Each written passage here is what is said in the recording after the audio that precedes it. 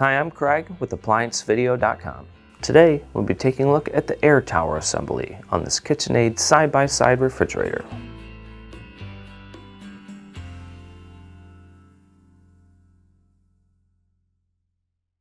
Stop. Before beginning any repair, always be sure to disconnect the power to the appliance. It is also recommended to test the outlet for the proper voltage.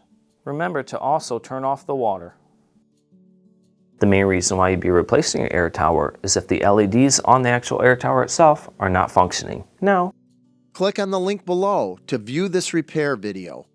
ApplianceVideo.com guides you step by step, giving you the confidence to avoid recalls and callbacks, also saving time on repairs.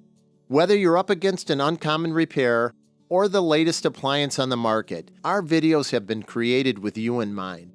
Our growing library of videos have been produced using our factory-certified technicians who have extensive infield experience over the past 30 years.